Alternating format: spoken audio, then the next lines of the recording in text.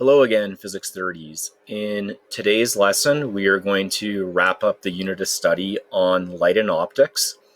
And we're going to do that by talking about an object called a diffraction grating.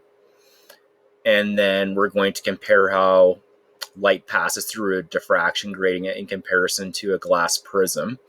And then finally, we're going to look at the derivation of those equations that we used last time in the double-slit experiment. Learning outcomes are to 1. Solve diffraction grating problems using lambda equals xd over nl and lambda is d sine theta over n, and compare and contrast the visible spectra produced by diffraction gratings and triangular prisms. A diffraction grating is an object that has a large number of equally spaced parallel slits. I want to draw the comparison immediately to the double-slit experiment. So for the double-slit experiment, we only had 2 parallel slits. A diffraction grating is going to be an object that has hundreds, maybe even thousands of equally spaced parallel slits. So obviously a lot more slits in comparison to the double-slit experiment. One way to create a diffraction grating is you can take a piece of glass and you can make a bunch of lines on the glass by scratching it with a diamond tip. I said here just how a diffraction grating is often created. This is probably how they would have made a diffraction grating like 100 years ago. Now we'd have a lot more refined ways to do that. But let's look at the simple way of constructing a diffraction grating. Let's take a piece of glass. And this glass is transparent, which means that if light approaches it, it does pass through it. We're going to take a diamond tip and we're going to make a bunch of scratch marks on the glass. And these scratch marks are identified with these red markings. When you make the scratch mark on the glass, the light can no longer pass through that portion of the glass. Therefore, those scratch marks would be now an opaque surface on the transparent glass. So now the only spots on the glass that light can pass through is in the region between those scratch marks. So essentially what I've done here is I've created a bunch of parallel slits. So for example, this would be like slit 1, this would be slit 2, this would be slit 3, this would be slit 4, this would be slit 5. And the scratch marks are kind of like the walls now between the slits. In terms of what, if we go back to our equations from last time, well, D represents, in terms of the double slit experiment, it was the distance between your 2 slits. If you have hundreds or thousands of these slits, then D just represents the distance between adjacent slits. The way I've described it here, as I said, it's a slit separation for one line, or you could think of it as the slit separation across one of those opaque scratched lines. But really, D is just the distance between adjacent slits on the diffraction grating. So we have the spaces in between the lines that are acting as slits. That's because light's allowed to pass through them. And I should point out that common diffraction gratings have more than the five slits you see here. One of the diffraction gratings we use in class has 13,400 lines in an inch. That is a ton of tiny slit openings in a really small length. So what that means is if you actually measured the distance between adjacent slits, it'd be really small. Why do we want to do this? The smaller you can get D, the more pronounced the diffraction is going to be. And that's going to make it actually a lot easier to observe an interference pattern. We can provide a quick justification for why this is the case. If I look at the one equation, actually both equations you can justify, but I'll look at the one that looks like lambda is equal to D sine theta divided by n. And I'm going to manipulate for sine theta. So sine theta would be equal to n lambda over d. Let's say that we're interested in the first antinode and we use monochromatic light, so it doesn't change. Therefore, n and lambda be a constant, which would show me that sine theta would have an inverse relationship with d. So what a diffraction grating does is a diffraction grating makes this d value a lot smaller. By making the d value a lot smaller, you start to get much larger angles from that central line to whatever antinode you're interested in. And like I said, it makes it easier to observe the interference pattern if you can actually do this. I believe it'd actually be really tough to observe the interference pattern if we were just using Thomas Young's experiment with the two slits. The angles are like really, really small. I believe one of the homework problems, or might have been the example, had us calculating the angle from the central antinode to maybe like the seventh dark line, and it was like a 1.2 degree angle. Again, it'd be like super hard to actually observe that. So diffraction gratings are our friends when it comes to being able to observe more pronounced diffraction and interference. Another thing we're going to do is we're going to look at the difference in terms of the visible spectra of light that is produced when you shine white light through a glass prism and compare it to a diffraction grating. When I say the visible spectra of light is just light separating into the rainbow colors. So the red, orange, yellow, green, blue, indigo, violet. It turns out that if you take white light and you shine it through a diffraction grating, it'll also separate the white light into the color components, just like if you shone white light through a triangular glass prism. Let's see what this would look like. So just a quick review about the prism. So if you take white light, I'm just going to draw a ray with a black line here. Okay, so a ray of white light approaches, and I'll draw what direction would it look like if the light did not refract at all, did not undergo dispersion. It would just be this horizontal line. And what we notice is that when you shine white light through a glass prism, in comparison to the direction the light would go, the red light would bend the least, and the violet light would bend the most.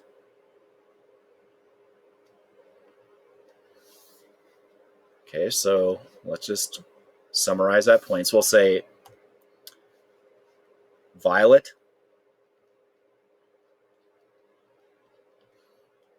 bends the least,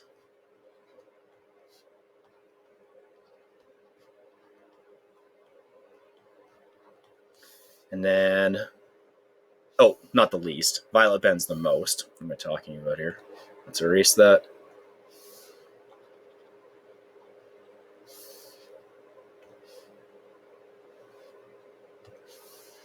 Violet bends the most, and the red bends the least. Sorry about that.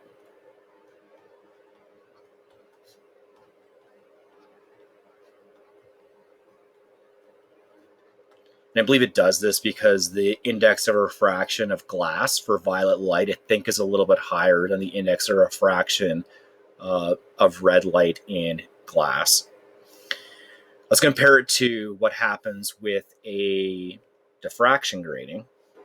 So we'll take my white light, which again I can represent just with this black ray. And with a diffraction grating, the opposite actually occurs. So for a diffraction grating, your violet is going to bend the least, and your red is going to bend the most. So they both do the same thing. They take white light and they separate it into the color components and produce the visible spectra of light. It's just the way they do it is opposite. So that's one thing worth noting. I also said that you can observe all the color components at each antinode. So if we were actually going to project this onto a screen and we wanted to see an interference pattern, this right here, where you get this color of the rainbow, that would be your first antinode. Then what would happen is you would have another dark spot. So let's show the dark spots here. So this would be the first dark spot, n equals 0.5. Then you'd have the second dark spot, n is equal to 1.5. And then what you'd get is at n equals 2,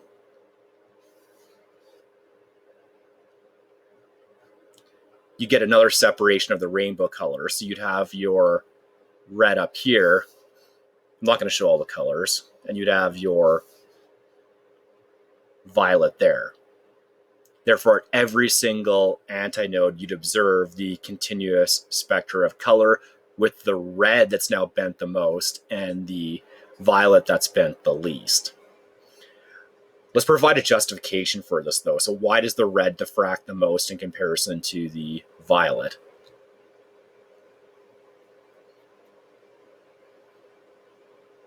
Why is the red light diffracted at a greater distance from the central antinode? Let's get rid of this because it's hard to see. Okay, so X would represent the distance from your central line to whatever antinode you're interested in.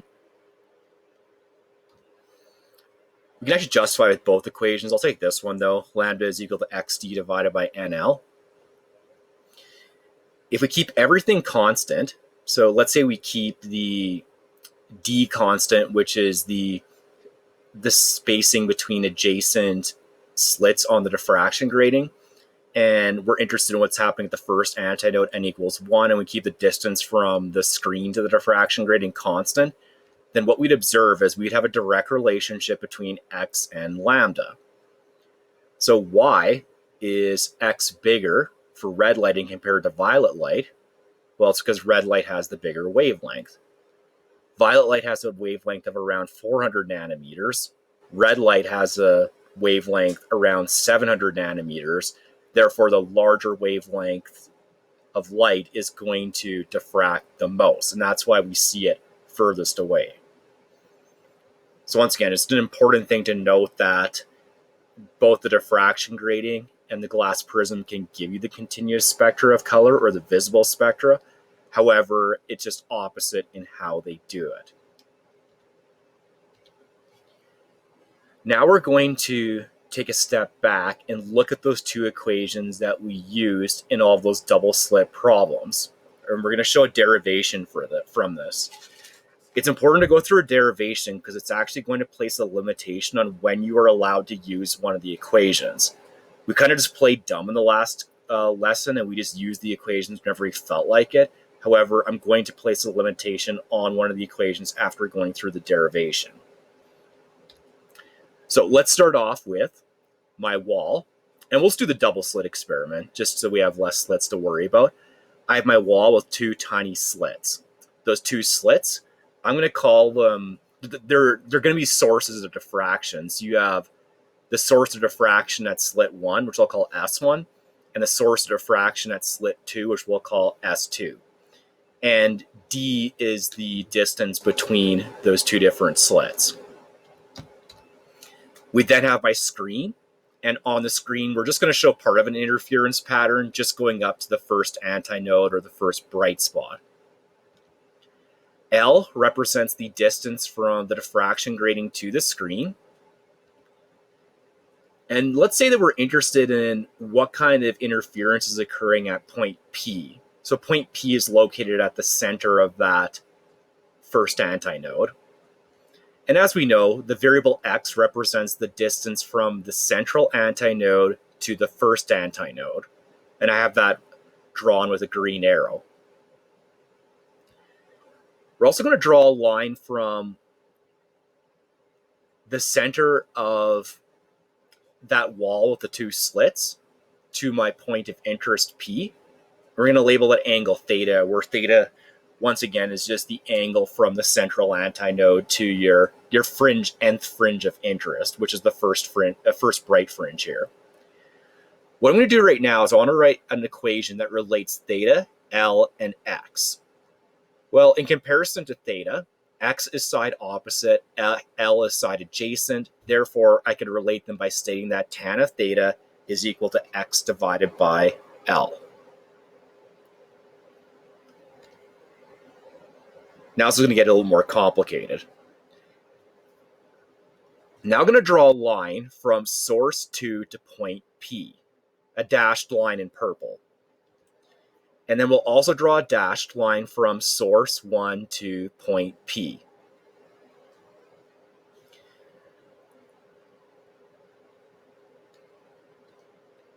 If I want constructive interference to occur at point P, what needs to happen with the path difference between PS2 and PS1? So PS2 would be the distance from source 2 to point P. PS1 would be the distance from source 1 to point P. If you find the difference of those two values, that gives us the path difference. And in order to get constructive interference, the path difference needs to be equal to a whole number multiple of the wavelength. And we talked about that back in the lesson on the fundamental wave properties dealing with diffraction. I'm going to take these two dashed lines and just take them and compare them horizontally. So let's say we take dashed line, the purple one, which goes from source 2 to point P. And then I'm going to draw the shorter line because source 1 is closer to point P directly underneath of it. So it's a little bit shorter. And then I'm going to use this green arrow to represent how much longer PS2 is than PS1. Well, that green arrow would just be PS2 minus PS1, which we know is n lambda if I want constructive interference to occur. And constructive interference is occurring there because you have a bright line. I want to try to find a way to draw this green line on the diagram, and here's how I'm going to do it. First of all, I'm going to take a line starting at S1, and I'm going to make it intersect the purple dashed line at a 90-degree angle. So that would look something like this, a line from S1 to the purple dashed line. And I want it to intersect at a 90-degree angle. If I then take a line and draw it from the point where that blue line intersects at the 90-degree angle to source 2, it turns out that is the path difference. And again, the path difference for constructive interference is just going to be n times lambda. Now things are getting pretty cluttered on the diagram, so let's take that. I'm going to construct a triangle of the green, blue, and the distance below. So that would look like this. You have the horizontal distance length, you have the n lambda green line, and you have that blue line which starts at source 1 and is perpendicular to the other one. What I want to do is I want to find a way to relate this triangle to another triangle I have on the picture. Specifically, I want to relate it to, and I'll draw this in, maybe I'll shade it in. I want to relate it to this big triangle.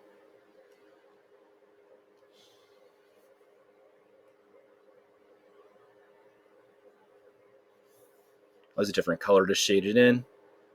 Let's do orange. You don't use orange a lot. Okay, so I want to relate that triangle at the bottom to this big triangle here. Well, first of all, let's identify where the 90-degree angle is. So that 90-degree angle would be at the point where the line L and the line X intersect. And then I need to find a way to relate this big triangle to the one at the very bottom. It turns out those two triangles are similar triangles. And I've actually color-coded them correctly. So let me show you like how they're similar. So I'll label some of these points here. Let's pick red. Okay, let's say this was triangle A, B, And we'll call this one point C. And then on this diagram, we're going to call, let's do this one as point D. We'll call this one point E. And we'll call this one point F. So it turns out that triangle A, B, C is similar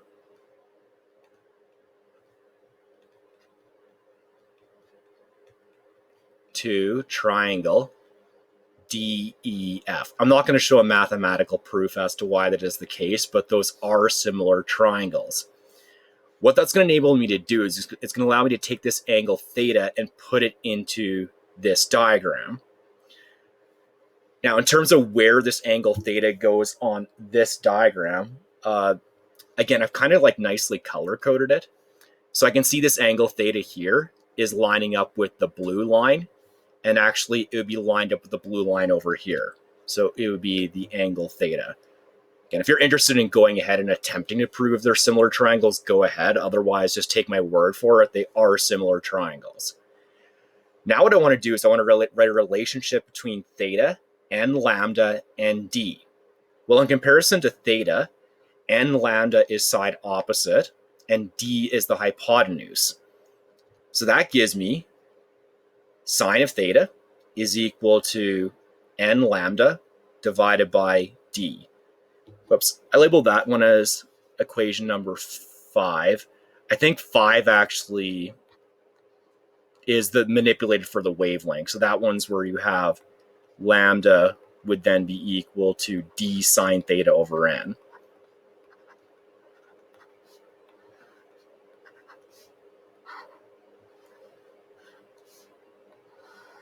That's equation 5.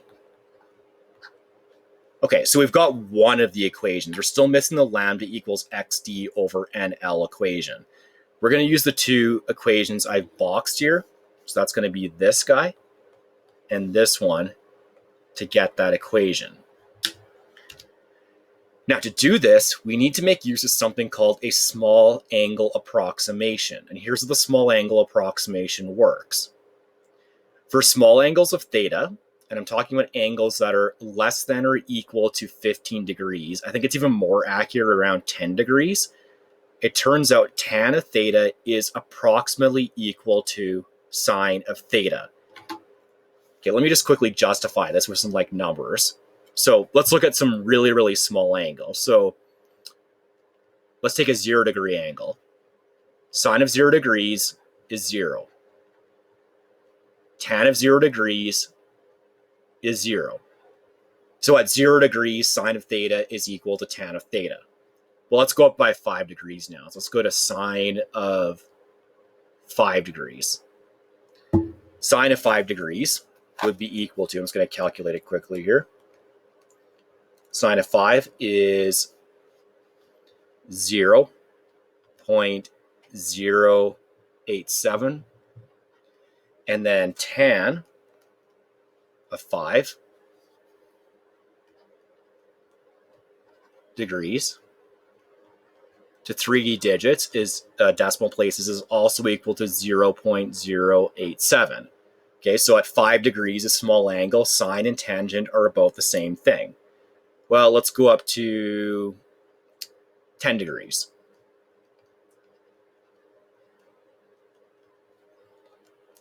Sine of 10 would be 0.173, or 174 if I round it. And then tangent of 10 degrees would be equal to 0.176. Okay, so now they're starting to separate a little bit. But I mean, if you rounded it to, I guess if you did round to 2 decimal places, it'd still be a little bit off. But the values are still pretty close. Well, how about at 15 degrees? Sine of 15 would be 0.259. Tan of 15 degrees would be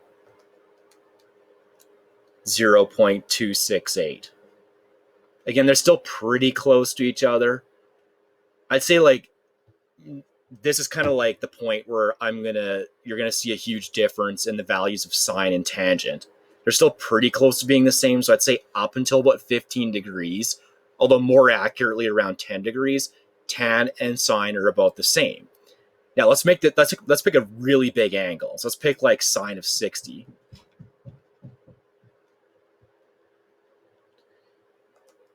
Sine of 60, which I think is just square root 3 over 2, would be 0.866. Tan of 60 would be equal to 1.73. Okay, they're not even close now. And you're going to see like the bigger that theta gets, then you're no longer going to be able to make this approximation. Now you might be wondering, well, who cares about this approximation? What does this have to do with anything? Well, it has everything to do with us deriving that second equation. So here's what we had on the previous slide. In one equation, we had tan of theta is equal to x divided by L. In the other equation, we had sine of theta is equal to n lambda divided by d. As long as we're looking at small angles, then we can set those two equations equal to each other, because tan of theta is about equal to sine of theta as long as you're less than or equal to 15 degrees. Then I would have x over L is equal to n lambda over d. And then if I do some manipulation for the lambda, I would get lambda is equal to xd divided by n times L. And that's your sixth equation. So here's the thing about this equation. You can't use it whenever you feel like it. We did that in the last lesson, and that's fine. We didn't know any better, and I didn't want to at that point go through the derivation because that would have been really complicated. I would have felt like to add to that lesson when introducing a critical experiment. But now we know the limitation. You can only use the equation lambda as xd over nl as long as theta is less than or equal to 15 degrees, where theta is the angle from the central antinode to whatever fringe you're interested in. Okay, let's go through a couple of examples and we can see how this may play out. All right, so I have red light with a wavelength of 700 nanometers is shone through a diffraction grating that has 1,000 lines per centimeter. So this is going to be like one immediate difference in comparison to the work on the previous assignment is the way that information about the diffraction grating is communicated is it'll tell you how many lines fit into a particular length unit, which will be a centimeter usually, or perhaps a meter. I want to determine the spacing between the slits of the diffraction grating. We'll start off with that and we'll worry about part B. Okay, here's how I do this. The spacing between slits of the diffraction grating, well, that's the lowercase d value. That's the one I want because that's all my equations have that variable in it. So I can set up a ratio to do this. So my ratio would be, I know that in my diffraction grating, in 1,000 lines, they fit into 1 centimeter. However, I'm not interested in the length across 1,000 lines. I'm interested in the length across one of my scratched lines. And think of the scratched line on the glass from the diamond. So I want to know the distance that just goes across one scratched line. And that's going to be the spacing between adjacent slits. Okay, so to calculate this, manipulate the equation. So D would then be equal to 1 line times 1 centimeter divided by 1,000 lines.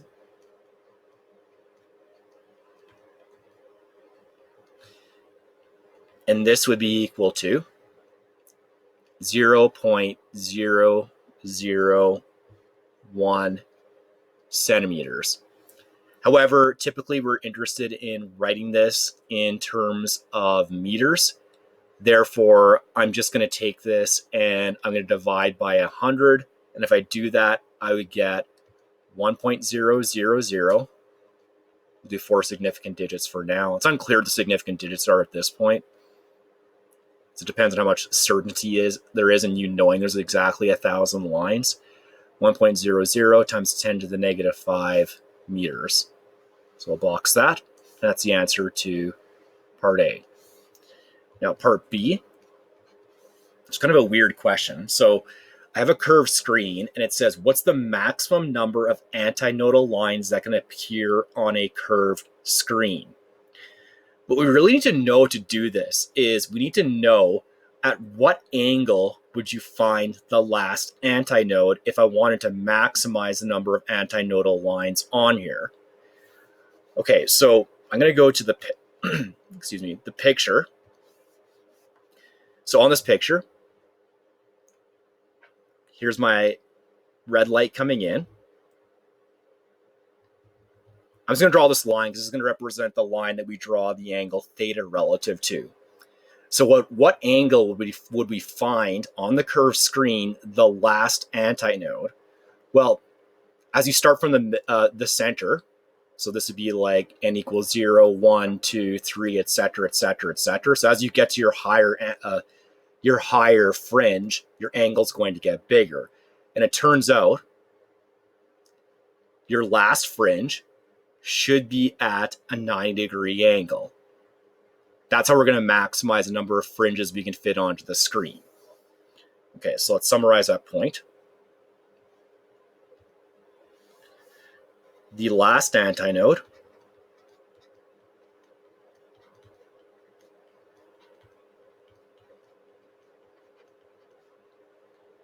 will be located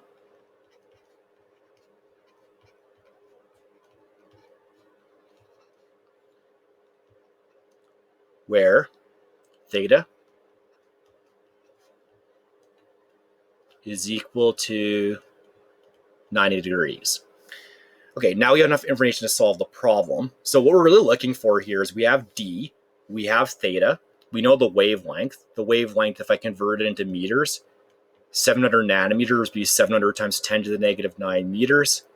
And then what we're trying to figure out is N, okay, because we want the number of antinodal lines. That's my question mark. So we'll use the equation. And this is the equation we don't have to worry about in terms of the angle. The equation lambda is equal to d sine theta divided by n.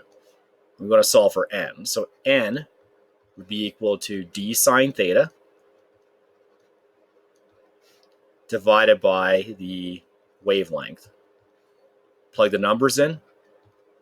The separation between adjacent slits is 1.00 times 10 to the negative 5 meters. Multiply by sine of theta. 90 degrees is going to give us our last fringe, or bright fringe. Divide that by the wavelength. We get 700 times 10 to the negative 9 meters. And if we calculate this, we should get a number of 14.3. However, we're talking about a discrete unit, which is an actual line. Therefore, you do need to round this. So we're going to round it down to 14. Now, that's not quite the correct answer. What that would do is that would tell you the number of lines you have on one side. However, in terms of like an interference pattern, we have symmetry. We also have the same number of lines on the opposite side. So if I want to calculate the total number of lines, I actually want to go 2 times the number of lines on the one side. And we also need to account for the central antinode. So we're going to add 1 to that as well. So the 2 deals with the symmetry of the screen, and the 1 is going to be the central antinode. Therefore, this would be 2 multiplied by 14 plus 1, and then your maximum number of antinodal lines you can have would be 29. Let's look at a second one. So I have a monochromatic light source shines on a diffraction grating of 10,000 lines per centimeter. A first order antinode produced 65 centimeters from the central antinode on a screen, which is located 100 centimeters from the diffraction grating. Figure out the wavelength of the monochromatic light. Okay, let's first of all calculate the slit separation. So in this case, we know that there are 10,000 lines in 1 centimeter. And we want to know the distance across one scratched line. So that's going to be D. I'm not going to show the work for this. Okay, it's a simple ratio that you're setting up. So to calculate D, if you do it correctly, you should get 1.00 times 10 to the negative 4 centimeters.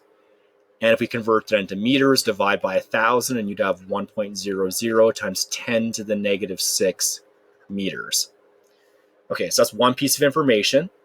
We're talking about the first order antinode. So that's a bright spot. Therefore, that'd be n is equal to 1. And it's telling me the location of that bright spot. It says it's 65 centimeters from the central antinode on the screen. So that's x.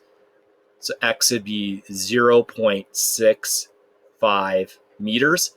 And it tells me the screen is located 100 centimeters or 1 meter from the diffraction grating. And we're trying to figure out lambda.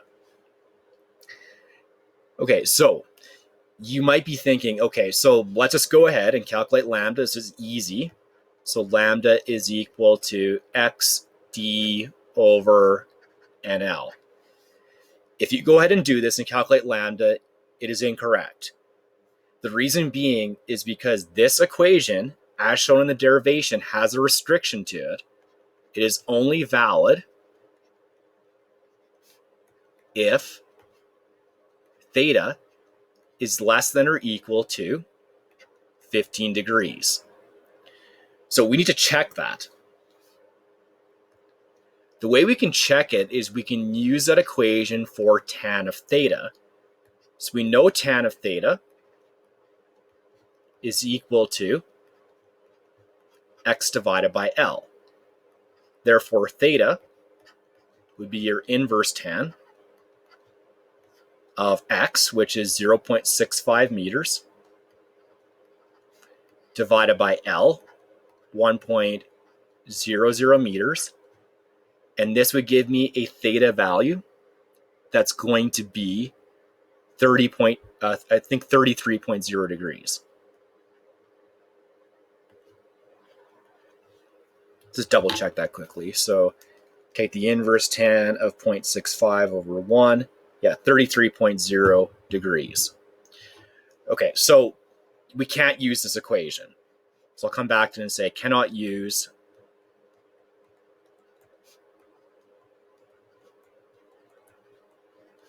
since theta is much bigger than 15 degrees.